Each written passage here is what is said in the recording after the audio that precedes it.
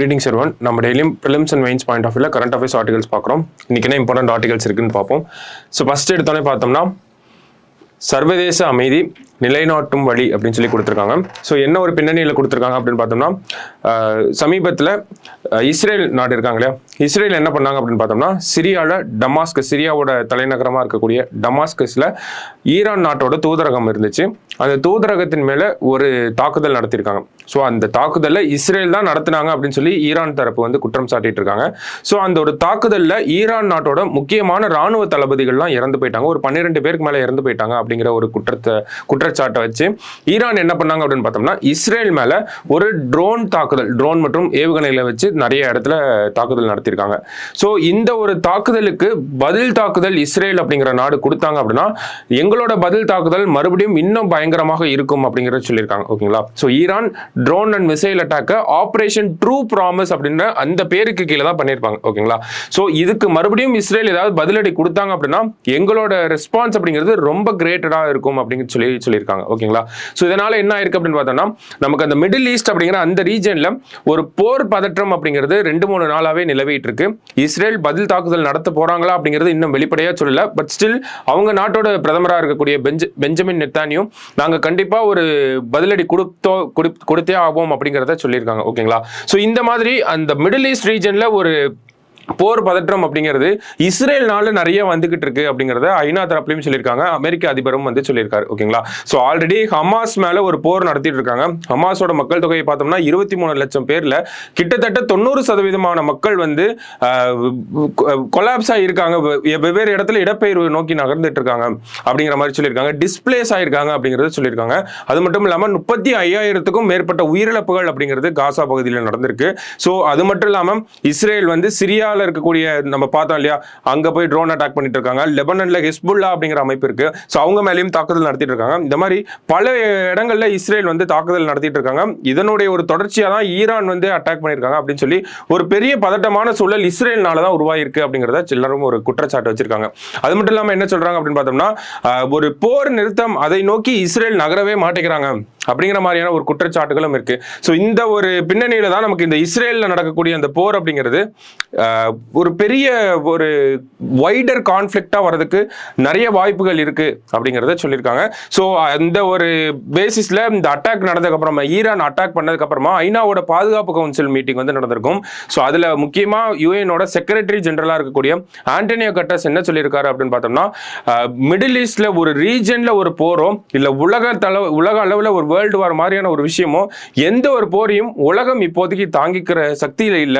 எந்த ஒரு கான்ஃபிளிக்ட் இருந்தாலும் வேர்ல்டுனால அதை அக்செப்ட் பண்ணிக்க முடியாது, அதை ஏற்றுக்கக்கூடிய கெப்பாசிட்டியும் இல்லை. ஸோ எல்லாரும் அமைதியை நோக்கி நகர வேண்டும் அப்படிங்கிற ஒரு ஸ்டேட்மெண்ட்டையும் ரிலீஸ் பண்ணியிருக்காரு. சரிங்களா.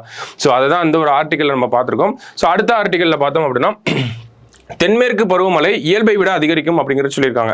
ஸோ என்ன ஒரு காரணம் அப்படின்னு பார்த்தோம்னா நமக்கு சவுத் வெஸ்ட் மான்சூன் அப்படிங்கிறது எப்பயுமே ஜூன் மாதம் முதல் வாரத்திலே வந்துடும். குறிப்பாக ஜூன் 1ஆம் தேதியே வந்துச்சு அப்படின்னா அது கரெக்டான ஆன்செட் ஆஃப் மான்சூன் அப்படிங்கிறது சொல்லுவாங்க. ஓகேங்களா.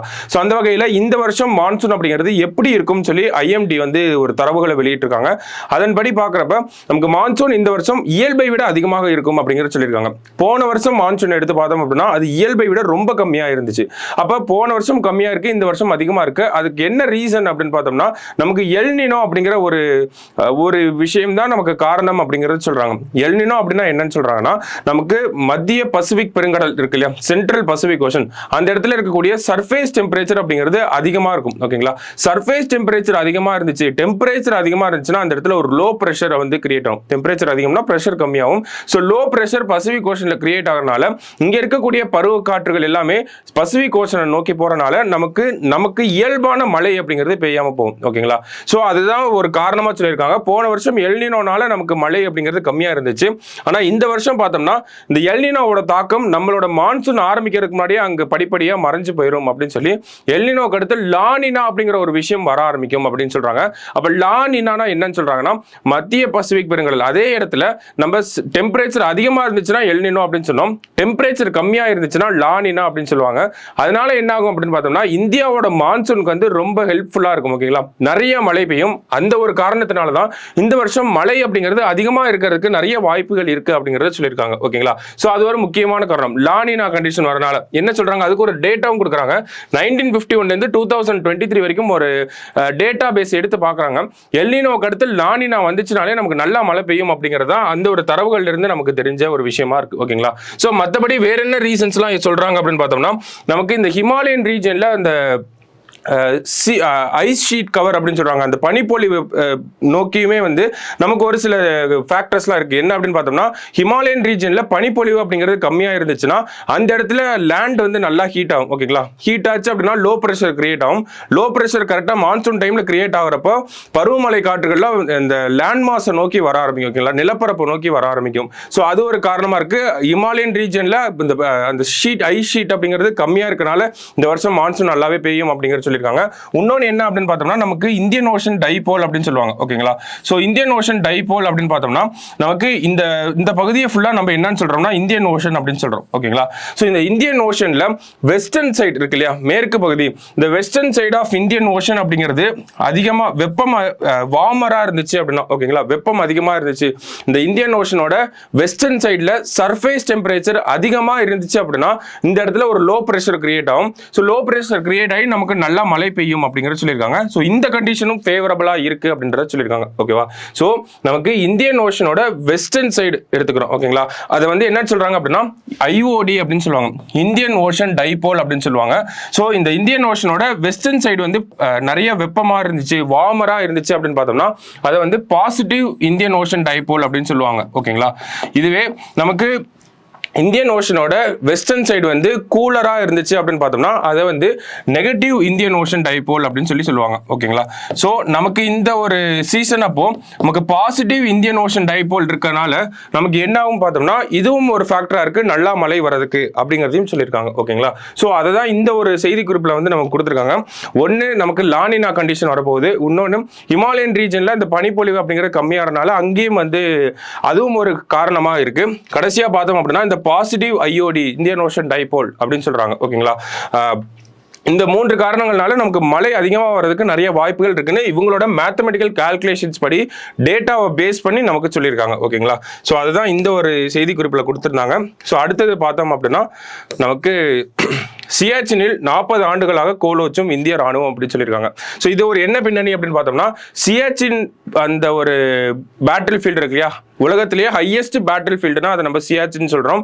கிட்டத்தட்ட கடல் மட்டத்திலிருந்து 2000 அடி உயரத்தில் இருக்கக்கூடியது அந்த சியாச்சின் பேட்டில் ஃபீல்டு. இதை இந்தியா அவங்களோட கட்டுப்பாட்டுக்குள்ள ராணுவ கட்டுப்பாட்டுக்குள்ள எடுத்து 40 வருஷம் ஆயிடுச்சு. ஓகேவா, ஸோ அந்த ஒரு விஷயத்தை தான் இந்த செய்தி குறிப்பில் கொடுத்துருக்காங்க. எப்போ அந்த கட்டுப்பாட்டுக்குள்ள எடுத்துப்போம் அப்படின்னு பார்த்தோம்னா ஏப்ரல் 13, 1984 வந்து ஆபரேஷன் மேகதூத் அப்படின்னு சொல்லி இந்தியன் ஆர்மி வந்து ஒரு ஆபரேஷனை அண்டர்டேக் பண்ணியிருப்பாங்க. ஓகேங்களா, ஆபரேஷன் மேகதூத். அந்த ஆபரேஷன் மேகதூத் யூஸ் பண்ணி தான் நம்ம சியாச்சின் அப்படிங்கிற அந்த ஒரு இடத்த வந்து நம்ம கண்ட்ரோலுக்குள்ள கொண்டு வந்து இந்தியாவோட கொடியெல்லாம் வந்து அந்த இடத்துல ஹாய்ஸ் பண்ணியிருப்போம். சரிங்களா, ஸோ அது நடந்து 40 வருஷம் ஆயிடுச்சு.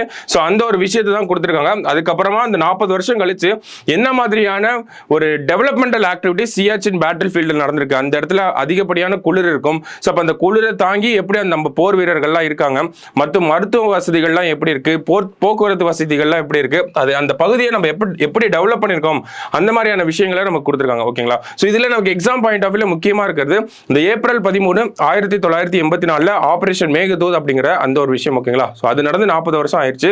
ஆபரேஷன் மேகதூத் அப்படின்னா எதுக்காக அப்படின்னு பார்த்தோம்னா நமக்கு சியாச்சின் அப்படிங்கிற பகுதியை இந்தியாவோட ராணுவ கட்டுப்பாட்டுக்குள்ள கொண்டு வரதுக்காக ஏற்படுத்தப்பட்ட ஆபரேஷன் தான் ஆபரேஷன் மேகதூத் அப்படிங்கிறது தெரிஞ்சுக்கிட்டா போதும். ஓகேங்களா, ஸோ இன்னைக்கு பார்த்த ஆர்டிகல்ஸ் எல்லாமே இம்பார்ட்டண்டா தான் இருந்துச்சு. ஒரு டைம் நல்லா நோட் பண்ணி வச்சுக்கோங்க. நாளைக்கு டிஎன்ஏ எலிமினேட் பண்ணலாம். தேங்க்யூ.